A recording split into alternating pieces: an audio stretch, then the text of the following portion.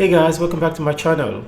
In this video, we will be talking about the refusal of the Rwandan government to refund the UK over the scrapped and questionable immigration deal. We try to be as objective as we can.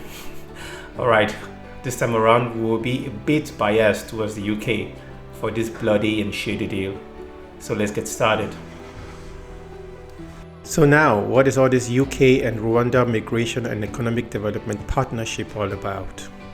Rwanda was given about £320 million, which is about $400 million, by the former UK government as part of the questionable and controversial migration deal. The new British government has scrapped this deal and was hoping to get at least a partial refund.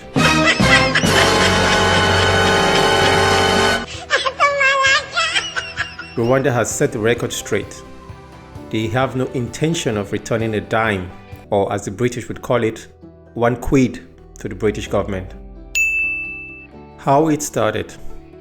The British government and the Conservative Party, also known as the Tories, spearheaded by Boris Johnson and later Rishi Sunak, came up with a brilliant idea to ship people somewhere, as if we have not had enough of history on slavery and people pushed somewhere else without their consent.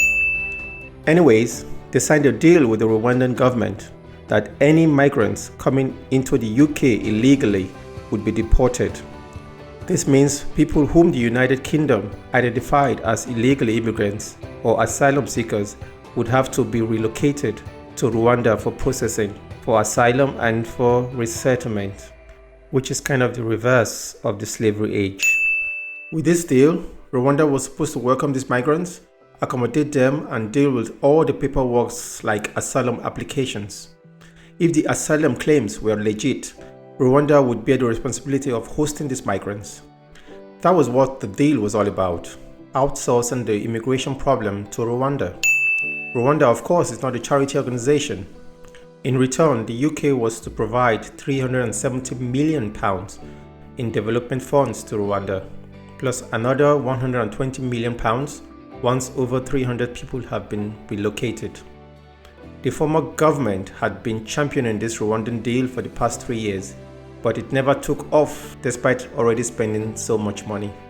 Those who were successful in claiming asylum would have remained in Rwanda, and they would have not been permitted to return to the UK to seek asylum.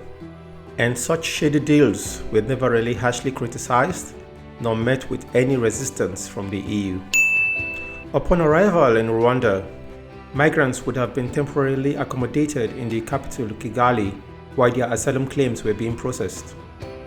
It was expected that all claims would have taken at most 3 months to be processed. If successful, migrants would then receive permanent residency in Rwanda and offered permanent accommodation.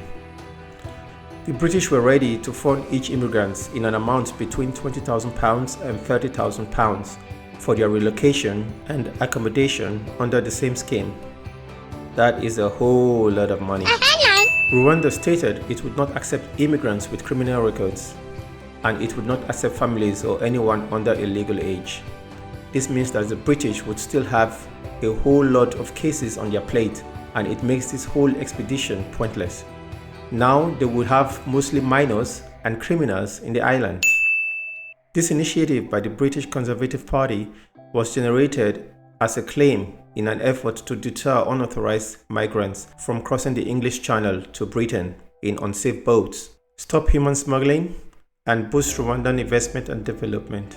Such initiatives have never stopped anyone from crossing any ocean, not even if there were sharks or blood-sucking demons in the waters. Stopping human trafficking, I may understand, but that I am not sure it would still stop them. The British finally claimed that the deal was not so much about packaging the asylum seekers and sending them off the island. Yeah, if you believe that. They say it was more about generating fear.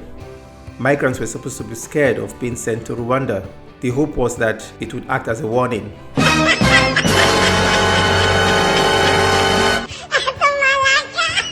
Are these dudes actually kidding me? Rwanda now has a polished image and is known for being one of the most peaceful countries in the world, with a supposed low crime rate.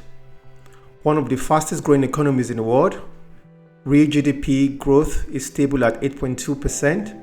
Over the past 10 years, Rwanda has recorded the strongest growth in the East African community. It has become the second in Africa and the 39th easiest place to do business globally, and the least corrupt country in East Africa. This does not sound like a place people dread. If you want to scare people, don't take them to a shooting star country. Ship them to Nigeria instead. I am not saying Nigeria is a shithole country. I am only saying Nigeria is so rugged that it would actually scare the crap out of people if they knew they would be deported there. And then you might just achieve your goal. So my advice to the Tories, make a new deal with Nigeria. They will make a very good use of that money you apparently have enough of. Now the status quo. The British new Prime Minister, Keir Starmer, scrapped the not so famous migration plan after taking over office. I think it is respectable that they kept their words, because Starmer's Labour Party had always opposed this deal and had promised to scrap it when they come into power, which they now actually did, scrap this shady deal. And this is what the Prime Minister had to say. Look, the Rwanda scheme was dead and buried before it started. It's never been a deterrent. Look at the numbers that have come over in the first 6 and a bit months of this year. They're record numbers. That is the problem that we are inheriting. It has never acted as a deterrent. Carry on, bro. Almost the opposite, because everybody has worked out, particularly the gangs that run this, that the chance of ever going to Rwanda was so slim, less than 1%, that it was never a deterrent. The chances were of not going and not being processed and staying here, therefore, in paid-for accommodation for a very, very long time. It's had the complete opposite effect. And I'm not prepared to continue with gimmicks that don't act as a deterrent. Now, the downside to scrapping this deal, at least for the British, is that the Tories had spent millions, about £320 million, and that's a lot of money to get rid of people, especially without deporting a single illegal immigrant. So where's all that money? The $400 million. Well, it was used apparently to set up infrastructures in Rwanda, which the former UK Home Secretary Braverman had inspected some time ago. And of course, she's not pleased with the new development. And she says, we're now seeing Keir Starmer, install his government, scrap the Rwanda plan, for example. Years of hard work, acts of parliament, millions of pounds been spent on a scheme which, had it been delivered properly, would have worked. How? It did not work because it could not be delivered properly, or it could not be delivered properly because it could not work. Rwanda's president, Paul Kagame, had suggested some time ago that Rwanda could repay Britain if no asylum seekers were sent under this agreement, telling the BBC, if they don't come, we can return or refund the money. That's not a smart move. And that's why Britain was looking forward and hoping it would work out. But then, one of Rwanda's officials, Alain Mukuralinda, the government's deputy spokesman, said that the agreement did not include a reimbursement clause.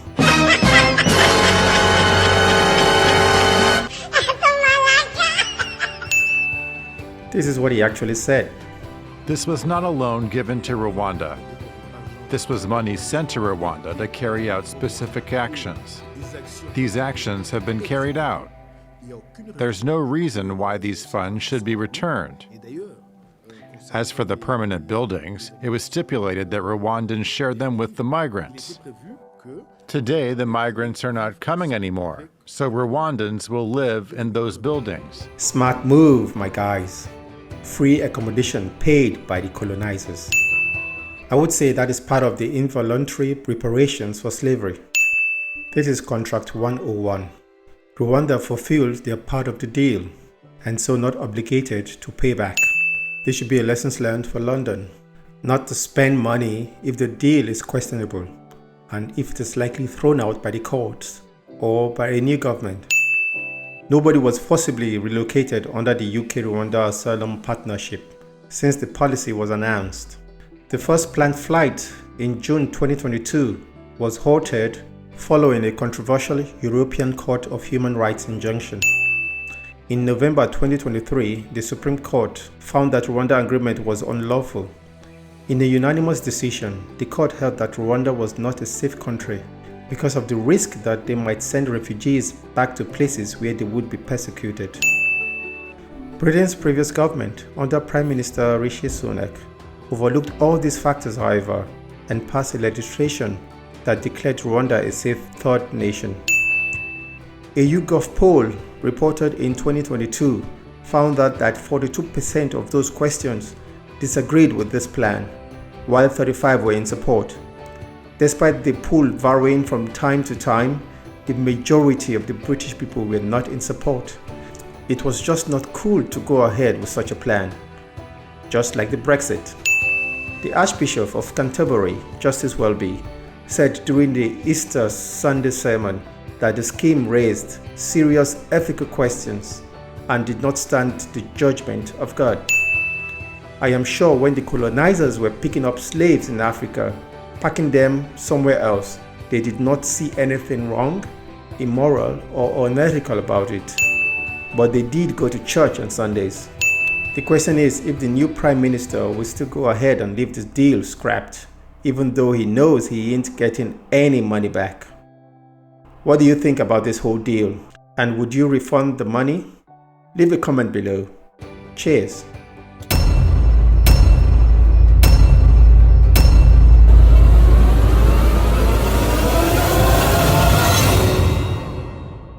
If you like such videos, please like, share, and subscribe to get similar videos and updates when I post them. If you would like me to review similar videos, send them to me and I will do just that. Thank you.